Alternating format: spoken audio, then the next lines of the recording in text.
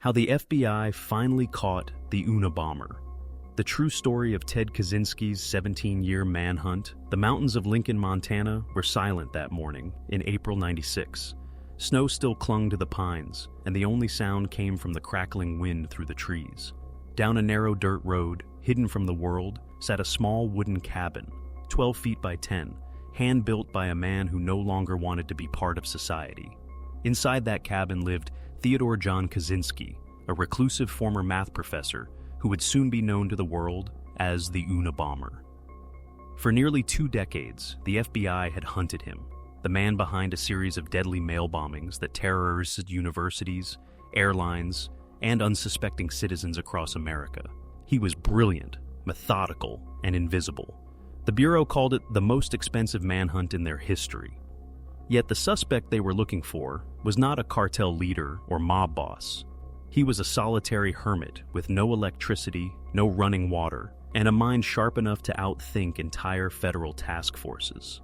That morning, as agents watched from the trees, Ted was completely unaware his life was about to end in handcuffs. He was working on yet another device, small, precise, and deadly, crafted from scrap metal, wood, and chemicals he had gathered in town. Each bomb he made was more sophisticated than the last.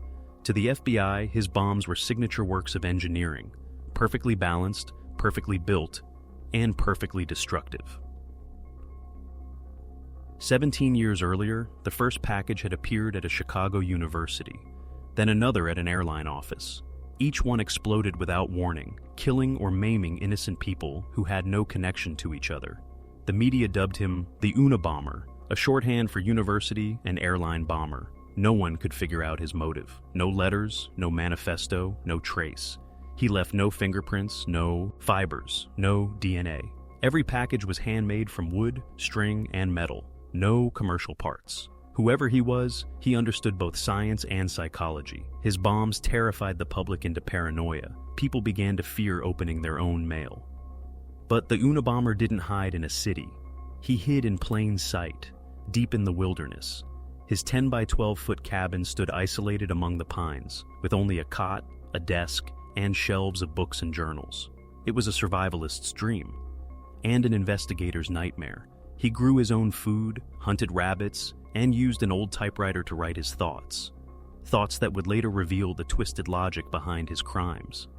Kaczynski wasn't a drifter. He was once Dr. Theodore Kaczynski, a Harvard-educated mathematician and the youngest professor ever hired by the University of California, Berkeley. But he abandoned academia and human contact altogether in the late 1960s, seeking freedom from what he called the industrial technological system.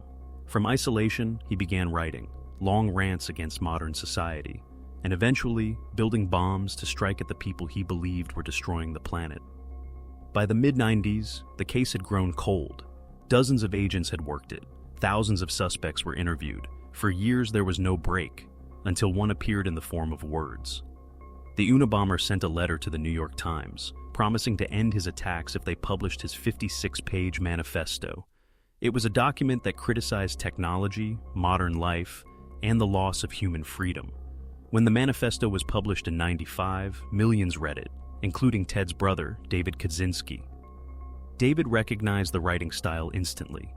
The arguments, the phrasing, even the punctuation, it all sounded like Ted. Torn between loyalty and responsibility, David quietly alerted the FBI. Linguistic experts compared the documents and agreed the Unabomber and Ted Kaczynski were almost certainly the same person. It was the first real lead in nearly 2 decades. And so, on that cold Montana morning, agents surrounded Ted's cabin. They had a warrant, a plan, and one chance. When Ted opened the door, thin, disheveled, and covered in dust, he was taken by surprise. Inside the cabin, agents discovered bomb components, chemicals, coded journals, and one live bomb ready to be mailed. It was the evidence they had chased for 17 years. The arrest of the Unabomber shocked the world. The image of a wild-eyed recluse in chains was splashed across every newspaper. The face of a man who had once been a prodigy, now forever branded a murderer. But behind the headlines lay a deeper question. How did one of America's brightest minds become its most feared domestic terrorist? That answer begins decades earlier. in a Harvard laboratory, where a young genius would take part in an experiment that would change him forever. Before he became the most hunted man in America, Theodore Kaczynski was a quiet, gifted child growing up in the suburbs of Chicago. Born in 1942 to working-class Polish-American parents, Ted's early life was, by all accounts, ordinary. His father worked in a sausage factory. His mother was a homemaker who valued education above all else. They were strict but supportive, determined to give their son the opportunities they never had. From a young age, Ted displayed signs of remarkable intelligence. By the time he was 8, he was solving advanced math problems for fun. At 10, teachers recommended that he skip a grade, then another. His IQ was measured at 168, higher than Einstein's. But behind the test scores and achievements, something else began to form: isolation. Skipping grades meant Ted was always younger, smaller, quieter than everyone around him. His classmates saw him as different, even strange. Socially, he struggled. Teachers adored his brilliance. Students avoided him. Still, Ted's parents encouraged him to push harder, to aim higher. They believed that success would make him happy. It didn't. In 1958, at just 16 years old, Ted earned a scholarship to Harvard University. For most families, it would have been a dream come true, but for Ted, Harvard wasn't the beginning of success. It was the beginning of his unraveling. Harvard in the late 1950s was a world away from the Kaczynski family's modest home in Chicago. The sons of bankers and politicians filled the dorms, dressed sharply, and spoke with confidence. Ted arrived with secondhand clothes and little social experience. He was introverted, awkward, and completely alone. For the first time in his life, he wasn't the smartest person in the room. He was just another student, and one who didn't fit in. Ted's isolation deepened. He spent most of his time locked in his dorm room, eating alone, ignoring invitations, and speaking to no one unless absolutely necessary. Classmates remembered him as withdrawn and easily agitated. Some even mocked his clothes and mannerisms. But there was something else happening during those years. Something that would later draw the attention of historians, psychologists, and conspiracy theorists alike.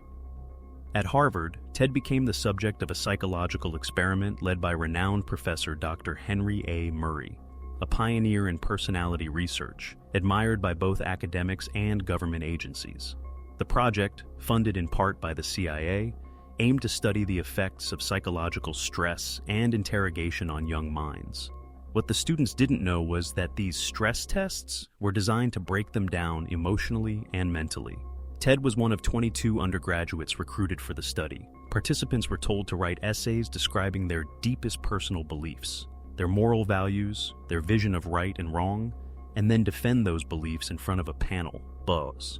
The setup was a lie. The so-called panel consisted of lawyers trained to verbally attack the students, mocking their ideas, belittling their intelligence, and recording their emotional responses under bright lights. The sessions were brutal and repeated for 3 years. Ted was only 17.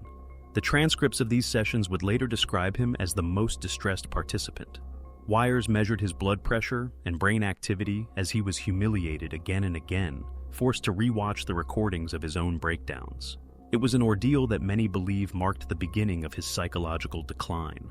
Years later, when details of Project MK-Ultra, the CIA's secret mind control program, became public, researchers discovered that Murray's work overlapped with those experiments. Whether or not Ted Kaczynski's participation was officially part of MK-Ultra is still debated, but the timing, location, and funding all align. Many now refer to him as one of the project's most infamous test subjects.